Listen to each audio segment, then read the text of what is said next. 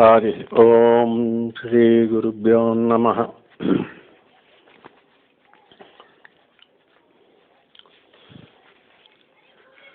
అద్వైతము విశిష్టాద్వైతము వాదన మూడో భాగం. ఇంతకుముందు రెండో భాగంలో చివరి సంభాషణ ఏంటంటే, ప్రతివాది ఏమన్నాడు, అఖండం అవడం వల్ల అంటే సర్వత్రా అదే వ్యాపించటం వలన అన్నది దానికి బ్రహ్మము, వాది అంటున్నాడు బ్రహ్మము ఒక్కటే తనను సమస్తాన్ని ఎరుగును, జీవుడు తనను ప్రపంచమును ఎరుగును, బ్రహ్మము ఎరుగడు. దేహాది జడ ప్రపంచం అంటే అచిత్తునకు ఏమీ తెలియదు, అది కేవలం దృశ్యమే, ఈ విషయాలకు ప్రమాణం ఏమి అని వాది అన్నది. ఇప్పుడు ఈ భాగం మూడో భాగం మొదలు. అప్పుడు ప్రతివాది ప్రమాణాలు రెండు ఉన్నాయి. ఒకటి భాగవతం, రెండు శృతి. శృతి అంటే మంత్రం. ఒకటి దేహము, ప్రాణములు, ఇంద్రియములు మొదలైనవి తమను ఇతరులను కూడా ఎరుగవు, అవి జడములు. పురుషుడు ఈ సమస్తమును ఎరుగును, వీరెవరునూ ఎరగనేటువంటి ఆ సర్వజ్ఞుని స్తుతించదను అని భాగవతం చెప్తుంది. రెండు, ఆయన వేద్యమును అంతటినీ ఎరుగును, ఆయనను తెలిసిన వారు ఎవరునూ లేరు అని మంత్రం.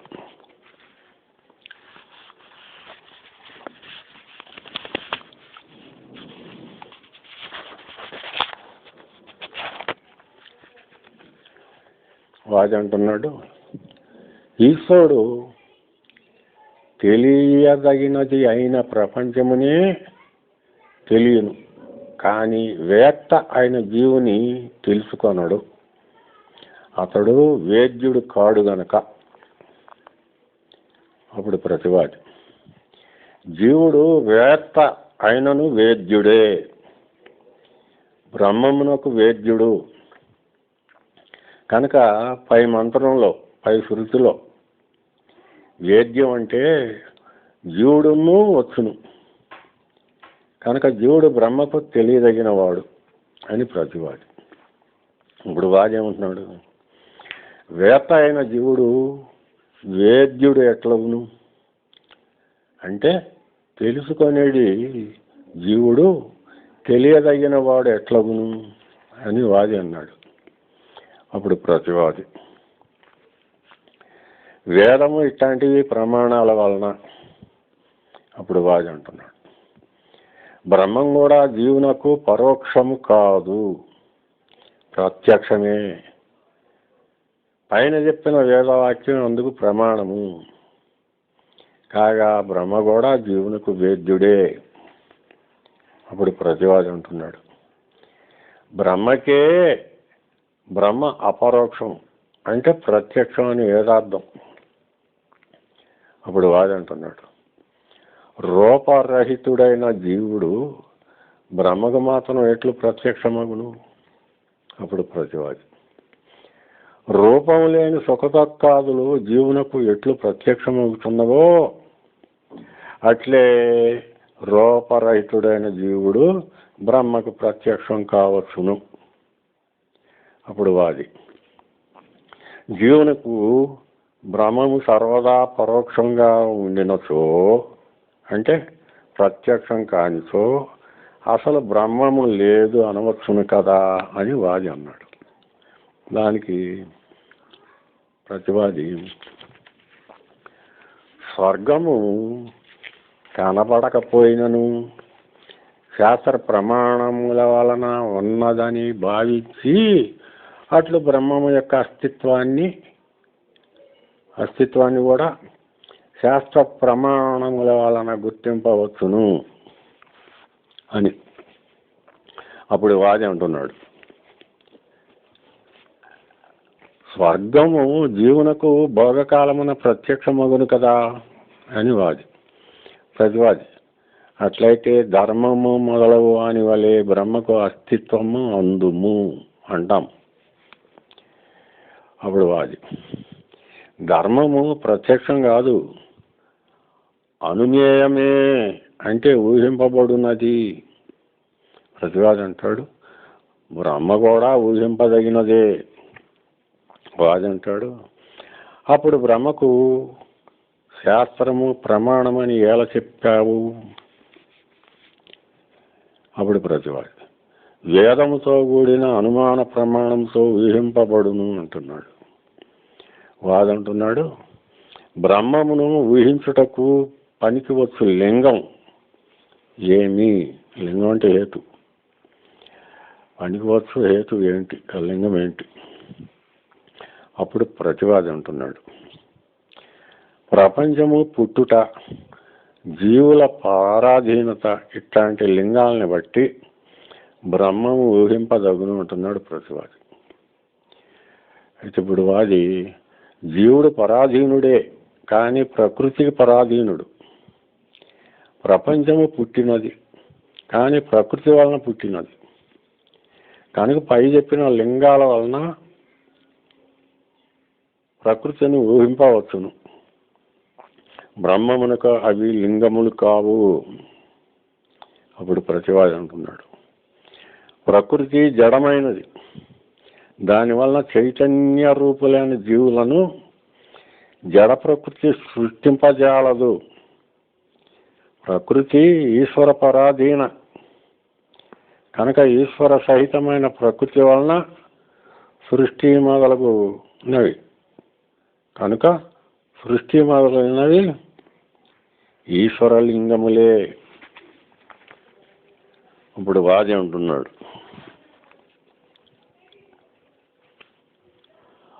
ఆ బ్రహ్మము పరాధీనమే అంటున్నాడు వాది. ప్రతివాది, కాదు, బ్రహ్మముతో సమానుడు గాని అధికుడు గాని లేదు అనేటువంటి మంత్రవాక్యం, శృతివాక్యాన్ని బట్టి బ్రహ్మమును మించిన వస్తువు లేదు అని ప్రతివాది అన్నాడు. అప్పుడు వాది అంటున్నాడు, సృష్టి మొదలగు అనేందు బ్రహ్మము కూడా పరాధీనమే, దానికి కాలము ఇట్లాంటివి కావలేను కదా అని. అప్పుడు ప్రతివాది,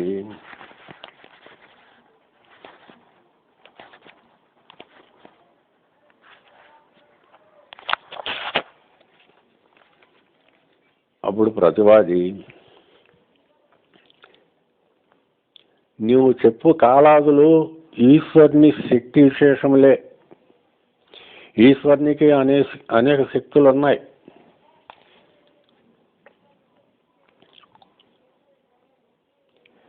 చూడండి, మంత్రం శృతి చూడండి. బ్రహ్మము యొక్క శక్తి వివిధ రూపాలుగానున్నది. సహజమైన జ్ఞాన బల క్రియలు అవి కూడా ఉన్నాయి సహజంగా. కనుక ఈశ్వరుడు పరతంత్రుడు కాడు అని. అప్పుడు వాది అంటున్నాడు, ఆ బ్రహ్మ ప్రత్యేగాత్మయే అంటున్నాడు. ప్రతివాది అంటున్నాడు, కాదు, ప్రత్యేగాత్మ కాదు, పరమాత్మయే బ్రహ్మం, పూర్ణుడు గనుక. ప్రత్యేగాత్మ జీవుడే, పూర్ణుడు కాడు గనుక. అప్పుడు వాది అంటున్నాడు, ప్రత్యేగాత్మ కూడా అంటే జీవుడును పూర్ణుడు, పరిచ్ఛిన్నుడు కాదు అని వాది అన్నాడు. అప్పుడు ప్రతివాది అంటున్నాడు, జీవుడు పూర్ణుడు కాడు. ఏమనగా వెంట్రుక చివరను 100 భాగాలు చేసి అందులోని ఒక భాగాన్ని మరలా 100 భాగములుగా చేస్తే ఆ భాగం అంతటి వాడు జీవుడు అని వేదం జీవుని అత్యంత స్వల్ప పరిమాణంగా చెప్పింది. కనుక జీవుడు పూర్ణుడు అఖండుడు కాడు, పరిచ్ఛిన్నుడే అని ప్రతివాది. అప్పుడు వాది జీవునికి దేనితో పరిమితి గలదు, ఎలా కొలవగలము అని ప్రశ్న వేశాడు. అప్పుడు ప్రతివాది దేశము వస్తువుల చేత కొలవచ్చు అంటాడు. వాదంటాడు ఎట్లాగూ అంటాడు. జీవుడు ఉన్న ప్రదేశం అంతఃకరణం. 2 జీవలక్షణము అచిత్తు, జడ ప్రకృతి. దానికంటే ఈశ్వరుడి కన్నా భిన్నం. ఇది వస్తు లక్షణం అని. అప్పుడు వాది అంటాడు అంతఃకరణమునందు ఉండటం వలనే జీవునికి అణుపరిమాణము అబ్బింది. ప్రతివాది అంటాడు అణువు కనుకనే జీవునకు అంతఃకరణమున చోటు దొరికినది. అందువలన జీవుడు స్వభావరీత్యా అణువే, కానీ అంతఃకరణంలో ఉండటం వలన అణువుగా మారలేదు అంటాడు. అప్పుడు వాదంటాడు జీవుడు అణువంత అయినచో సమస్త దేహమున ఎట్లు వ్యాపింపగలడు. అప్పుడు ప్రతివాది తన ధర్మమైన జ్ఞానము ద్వారా వ్యాపించును. దీపము కాంతి ద్వారా ఇల్లంతా వ్యాపించినట్లు అని. అప్పుడు వాదంటాడు అయ్యా, జీవుడు జ్ఞానస్వరూపుడు అంటారు కదా, జ్ఞానమునకు జ్ఞానమే గుణమా ధర్మమా? జ్ఞానానికి జ్ఞానమే గుణమా ధర్మమా అని. అప్పుడు ప్రతివాది జీవునికి స్వరూపమైన జ్ఞానం వేరు, ధర్మమైన జ్ఞానం వేరు. కనుక ధర్మి అయినటువంటి స్వరూప జ్ఞానమునకు ధర్మమైన జ్ఞాన గుణం కాదగును. ధర్మము ధర్మి భిన్నములు కదా అంటాడు ప్రతివాది. అప్పుడు వాది అంటాడు సరేలే, అట్లయితే జ్ఞేయమునకు పరిచ్ఛేదము లేదా పరిమితి ఏ జ్ఞానముతో కలుగును? జ్ఞేయానికి పరిచ్ఛేదం లేదా పరిమితి ఏ జ్ఞానంతో కలుగును? 1 ధర్మమైన జ్ఞానంతోనా, 2 స్వరూపమైన జ్ఞానంతోనా అని. అప్పుడు ప్రతివాది ధర్మమైన జ్ఞానముతోనే అంటాడు. అప్పుడు వాది అంటాడు మరి ఇంకా స్వరూప జ్ఞానమును అంగీకరించవలసిన అవసరమేమి అని వాది అంటాడు. వేదవాక్యమును అనుసరించుటకు ధర్మమైన జ్ఞానమును విడిగా గుర్తించటానికి అంటాడు. అప్పుడు వాది అట్లయితే ధర్మజ్ఞానము జ్ఞేయము కావలసి వచ్చును అంటాడు. ప్రతివాది అంటాడు అగుగాక అంటాడు. తర్వాత జ్ఞానత్వము వాది అంటున్నాడు జ్ఞానత్వము జ్ఞేయత్వము అనున ఈ రెండును ఒకే వస్తువులో ఎట్లా ఉంటాయి అంటే ఒకే వస్తువు తెలుసుకొనదగినది, తెలుసుకొనుట ఎట్లు అగును. ప్రతివాది అంటాడు విరోధము లేకపోవడం వలన అంటాడు ప్రతివాది. అప్పుడు వాది స్వరూపమైన జ్ఞానమునకు మళ్ళీ జ్ఞానమే ధర్మముగా ఉన్నదని ఏమిటి ప్రమాణం? అప్పుడు ప్రతివాది అంటున్నాడు ఆయన వెలుగుతోనే ఇదంతయు వెలుగుతున్నది. జ్ఞాత యొక్క జ్ఞానమునకు లోపం లేదు అని. అంటే ఏమిటి? జ్ఞాతకు ధర్మముగా జ్ఞానము ఉన్నట్లు వేదం చెప్పినట్లే కదా అనేటువంటివి మంత్రాలు ప్రమాణము, శృతులు ప్రమాణము. అప్పుడు వాడు అంటున్నాడు, స్వరూపముగా ఆయన జ్ఞానం జ్ఞాతయే కదా అన్నాడు ప్రతివాది.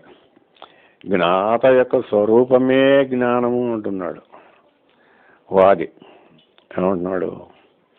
జ్ఞాత యొక్క గుణము జ్ఞాతృత్వం, అదే జ్ఞానము అగును కదా అని వాది. ప్రతివాది అగుగాక. అప్పుడు వాది అంటున్నాడు, అంటే ఏమిటి అంటే సమస్తమును ప్రకాశింపజేయు చైతన్యమునందు ప్రకాశింపజేయట అనేటువంటి ధర్మం కలదు, అదే జ్ఞానము ధర్మము అని కదా తమరు చెప్పింది. అప్పుడు ప్రతివాది అవును. అప్పుడు వాది అంటున్నాడు, సరే, అణువైన జీవుడు సమస్త దేహమునందు వ్యాపించు శీత ఉష్ణాదులను ఎట్లు తెలుపును? అప్పుడు ప్రతివాది తెలపగలడు. సూక్ష్మమైన దీపం ఇంటిలోని సమస్త పదార్థములను తెలిపినట్లు జీవుడు అణువైనను సర్వ శరీరమునందలి శీత ఉష్ణాదులను తెలుపగలడు. అప్పుడు వాడి అట్లయితే స్వరూప చైతన్యమే సమస్తమును వెలిగించునని చెప్పక ధర్మము అనేటువంటి పేరుతో మరొక జ్ఞానమును అంటే మరొక చైతన్యాన్ని ఎలా అంగీకరింపలేను? వ్యర్థం కదా అని. అప్పుడు ప్రతివాడు స్వర్ణము వ్యర్థం కాదు, స్వరూపమైన జ్ఞానమునందు సర్వమును ప్రకాశింపజే శక్తి గలదు, అదే ధర్మమైన జ్ఞానం, సూర్యకాంతి వలె. అప్పుడు వాటి జ్ఞానము శక్తి అగునా? అప్పుడు ప్రతివాది ఇంతకుముందు చెప్పిన పరాస్య శక్తి అనేటువంటి వేదవాక్యమున జ్ఞానము భగవంతుని శక్తి అని చెప్పబడింది కనుక జ్ఞానము శక్తియే అంటున్నాడు ప్రతివాది. అప్పుడు వాది శక్తి శక్తిమంతుని కన్నా భిన్నం కాదు కదా అంటున్నాడు వాది. ప్రతివాది అంటున్నాడు భిన్నమే. శక్తిమంతులు ఒకటి కాదు కనుకనే అగ్ని అనియు అగ్నిశక్తి అనియు లోకమున వ్యవహారం ఏర్పడింది. అగ్ని అచ్చటనే ఉన్నను మణి మంత్రం ఇట్లాంటి వానితో అగ్నిశక్తి నిరోధింపబడుతున్నది కదా. కాబట్టి అగ్ని వేరు అగ్నిశక్తి వేరు, అట్లే శక్తి వేరు శక్తిమంతుడు వేరు అని ప్రతివాది అన్నది. ఇప్పుడు వాది అంటున్నాడు జీవ చైతన్యం అన్నింటినీ ప్రకాశింపజేయునది అయితే అది బ్రహ్మముని ఎలా ప్రకాశింపజేయదు? పైగా బ్రహ్మము చేత ప్రకాశింపజేయబడవలసిన అగత్యమేమి అని వాది అన్నది. ఇప్పుడు ప్రతివాది అంటున్నాడు దీపము అంతటినీ ప్రకాశింపజేసినను దానిని తెలుసుకొనుటకు కన్ను కావలను. అట్లే దీపము కంటిని వెలిగించలేదు. ఈ విధంగా జీవ చైతన్యం బ్రహ్మమును తెలపలేదు, బ్రహ్మము చేతనే తెలపబడును. అప్పుడు వాది అంటున్నాడు జీవుడు జ్ఞానము కలవాడైనచో మరి అతనికి గాఢ నిద్రలో మూర్ఛలో ఏల జ్ఞానం లోపించును? అప్పుడు ప్రతివాది అజ్ఞానము కప్పివేయడం వలన. అప్పుడు వాది అజ్ఞానము దేనిని కప్పినది? ప్రతివాది ధర్మమైన జ్ఞానమును అంటాడు. అప్పుడు వాది దేనితో దేనిని కప్పినట్లు? అప్పుడు ప్రతివాది, చేతితో దీపపు వెలుతురును కప్పినట్లు అంటాడు. అంటే ఏమిటి? దీపం వెలుగుతూనే ఉండును, కానీ స్వరూప కాంతి ఉన్నది. చేతితో కప్పడం వలన కాంతి వ్యాప్తి పోయింది. అంటే ధర్మమైన వ్యాపక కాంతి కుంటుపడింది. జీవస్వరూప చైతన్యం అట్లే ఉన్నది, కానీ ధర్మమైన వ్యాపించు చైతన్యం అజ్ఞానం చేత ఆపబడింది. ఇట్లే మసి కప్పినటువంటి దీపం కూడా ఉదాహరణ పోలిక. అప్పుడు వాది అంటున్నాడు, అయితే జీవునికి వికారములు ఉన్నట్లే. అంటే వికారం అంటే మార్పు ఉన్నట్లే. ప్రతివాడు, లేదు, ధర్మమైన జ్ఞానం మాత్రమే మార్పులు చెందును అంటున్నాడు ప్రతివాడు. అప్పుడు వాది, ముక్త జీవునకు ఈశ్వరునకు మధ్య తేడా ఏమిటి అని ప్రశ్న. ప్రతివాది, చాలా తేడా ఉన్నది. వాది చెప్పండి అని వాది అంటున్నాడు. ప్రతివాది, విను. పరిచ్ఛిన్నుడు అంటే ఖండుడు, సర్వజ్ఞుడు, సృష్టి మొదలగు చేయనివాడు ముక్తజీవుడు. అఖండుడు, సర్వజ్ఞుడు, సృష్టి మొదలగు చేయవాడు ఈశ్వరుడు. ఇది తేడా. అప్పుడు వాది అంటున్నాడు, వేదవాక్యమున భగవంతుడు నిష్క్రియుడు అంటే క్రియ చేయనివాడు అని చెప్పబడింది. అట్టి స్థితిలో సృష్టికర్త ఎట్లాగును అని. అప్పుడు ప్రతివాది, స్వాభావికి అనేటువంటి మంత్రంలో ఈశ్వరునికి క్రియ ఉన్నట్లే చెప్పబడింది. మరి నిష్క్రియం అని ఎందుకన్నారు అంటే సృష్టి క్రియ లేదని కాదు, గమనము మొదలగు క్రియలు లేవు అని అర్థం. పూర్ణమైన బ్రహ్మం సర్వశక్తులు గలది. యతోవా అనేటువంటి మంత్రం వలన బ్రహ్మము నుండియే జగత్తు వచ్చిందని చెప్పబడింది. కనుక సృష్టి సామర్థ్యం బ్రహ్మమునికే కలదు. అప్పుడు వాడు అంటున్నాడు, అట్లు కాదు, ఈశ్వరుడు మాయావి, సృష్టికర్త. మాయారహితమైన బ్రహ్మం మాత్రం క్రియారహితము అని చెప్పవచ్చు కదా అంటున్నాడు వాది. ప్రతివాది అంటున్నాడు, ఈశ్వరుడే బ్రహ్మం, మాయారహితమైన బ్రహ్మ పదార్థం ఏదీనూ లేదు. బ్రహ్మశక్తియే మాయ కదా. బ్రహ్మకు మాయే లేకపోతే ఈ సమస్తమును లేదు, దానిని ప్రకాశింపజేయటయు లేదు. అప్పుడు వాది అంటున్నాడు, మాకు ఇష్టమే, ఏదీ లేదు గనక, ప్రపంచం అంటూ ఏదీ లేదు గనక అంతా మిథ్య కదా.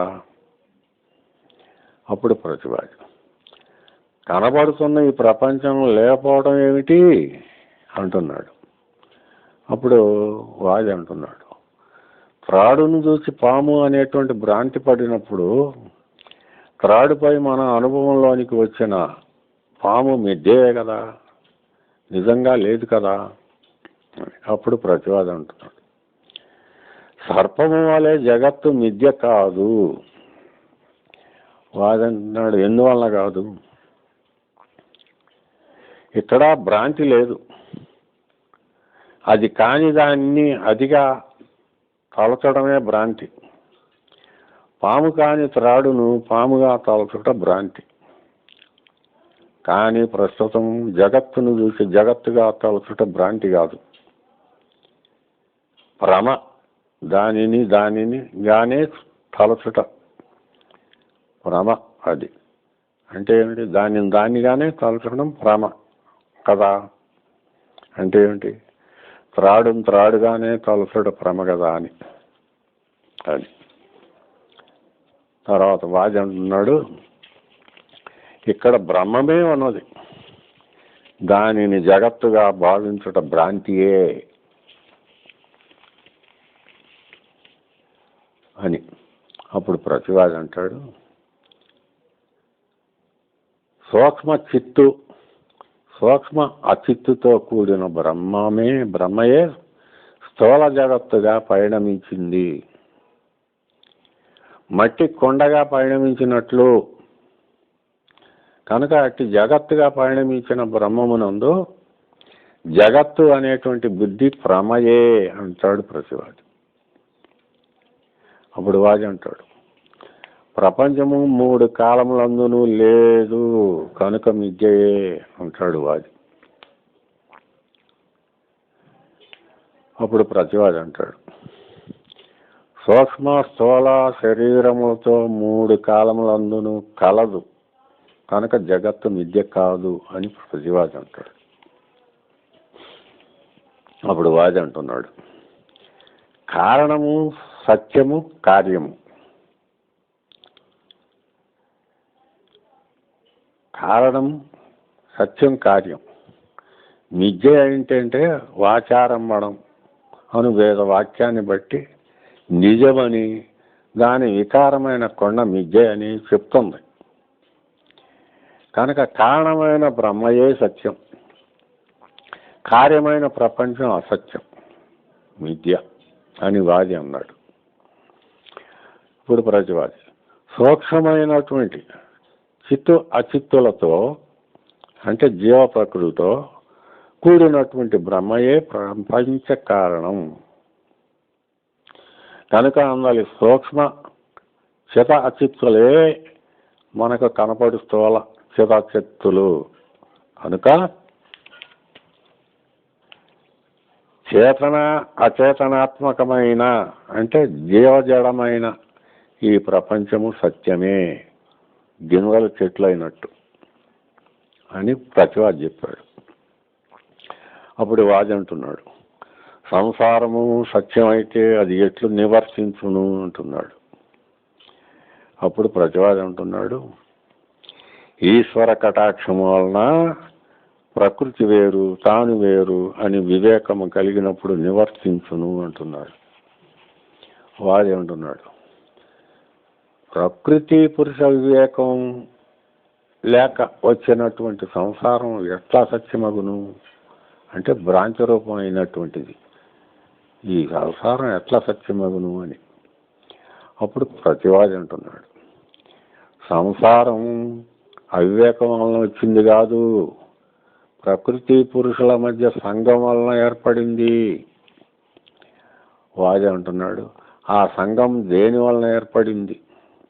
ప్రతివాది అంటున్నాడు, అవివేకం వల్ల ఏర్పడింది.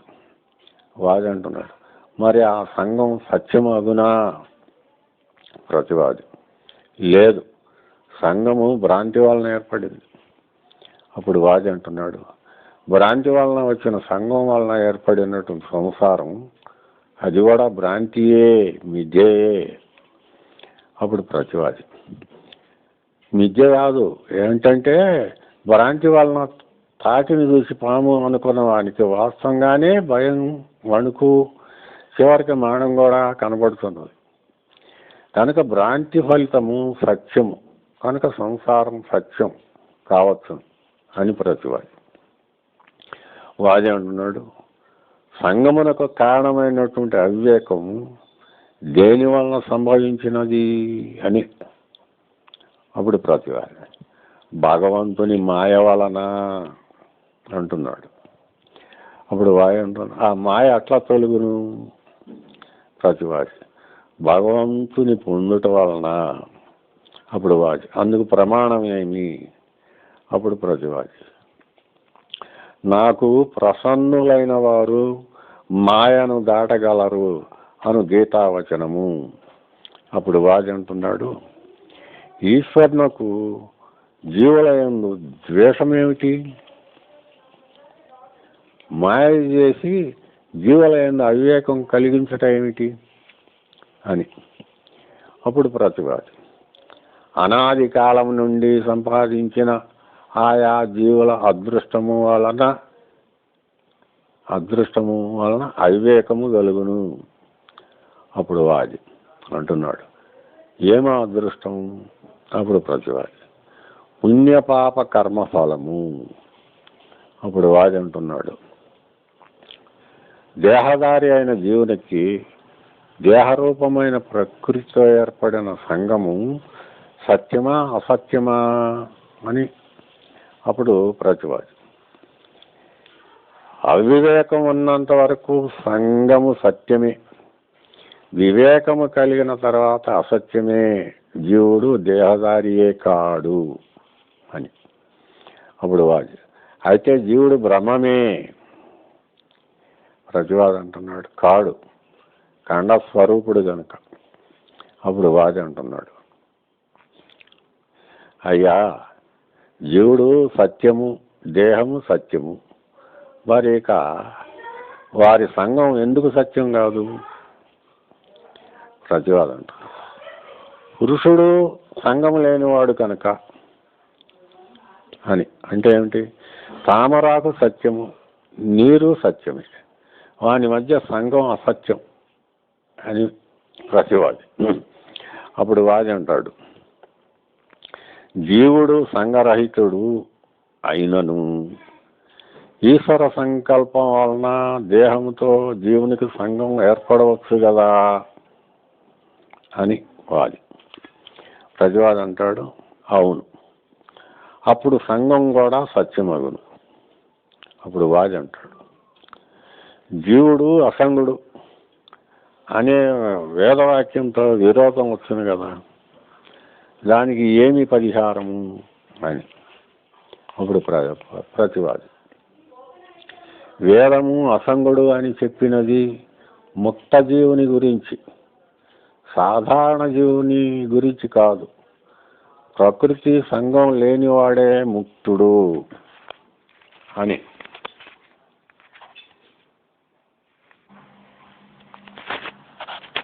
హరి ఓం తత్సం. 3వ భాగం సమాప్తం. తదుపరి 4వ భాగం.